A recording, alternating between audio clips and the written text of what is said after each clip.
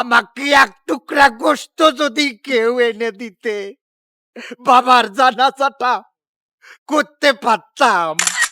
আর আমরা তো সাধারণ মানুষ, তার গোশত কাটিয়ে যদি টুকরা টুকরা করি এইভাবে নিখোঁজ করে দিতে পারে, তো আমাদের গোশত তো বিলান্ডার করে খাইয়ে নেবে।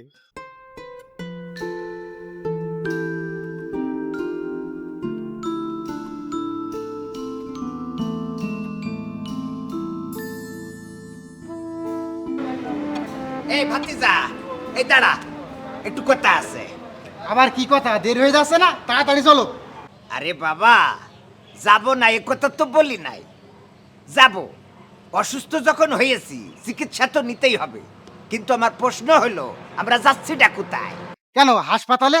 তোমার বাড়িতে কি করলাম? ডাক্তার বলেছে তোমার আর বাঁচার আশঙ্কা নেই, তাও শেষ চেষ্টা করে দেখি কি হয়।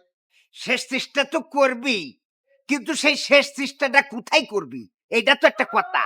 কেন হাসপাতালে আবার কনে? মাঝে মাঝে মনটার মধ্যে চাই এই লাঠি দিয়ে তোমার কানের নিচে একটা বাড়ি দিয়ে এখানে টানা করে রেখে। কেন আমি কি করলাম? আমি কি করলাম? একটা কথা ঘুরাইয়ে পেঁচাই ছাড়া কবির পারো না। আরে বাবা, আমারে যে হাসপাতালে নিবা, এনে তো দেখি বেনাপোল বর্ডার। বর্ডারে কি হাসপাতাল থাকে? হাসপাতাল তো থাকে শহরে। ও এই কথা। আসলে আমরা ভারতে যাচ্ছি, আমার ভারতে চিকিৎসা করাবো। শুনেছি ওখানে নাকি ভালো ভালো ডাক্তার আছে। কোয়ানে নিয়ে যাবি? ভারতে। ভারতে? ও আল্লাহ, ভারতে!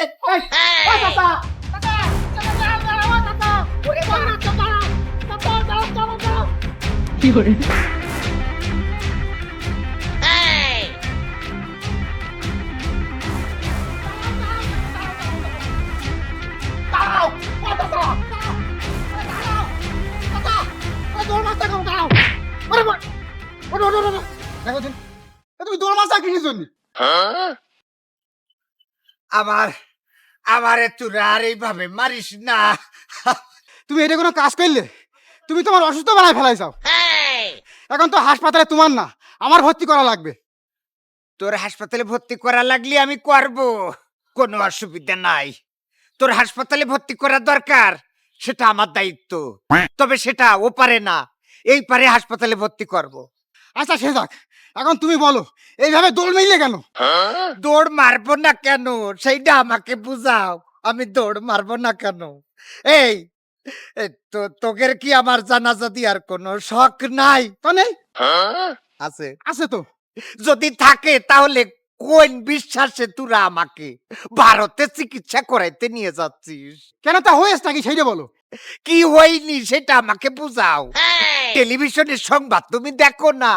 আরে আমার দেশের একজন এমপি চিকিৎসা হতে গেল ভারতে।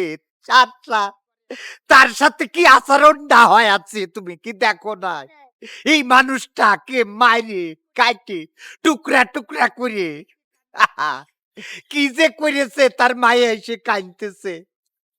আমাকে এক টুকরা গোশত যদি কেউ এনে দিতে, বাবার জানাজাটা করতে পারতাম। তার গোশতটা কি মা বানাইছে, কি মা বোঝো, বিরানির মতো টুকরা টুকরা করেছে। একটা এমপির সাথে কি আচরণটা করেছে। আর আমরা তো সাধারণ মানুষ, তার গোশত কাটিয়ে যদি টুকরা টুকরা করি এইভাবে নিখোঁজ করে দিতে পারে, তো আমাদের গোশত তো বিলান্ডার করে খাইয়ে নেবে। তাহলে এখন কি করতে হবে চাচা? এখন কি করতে হবে? এখন যেটা করতেই হবে, বাঁচার তো কোনো নিশ্চয়তা নাই, কিন্তু জানাজার নিশ্চয়তার দরকার আছে না? আমি পড়াবো না জানাজা।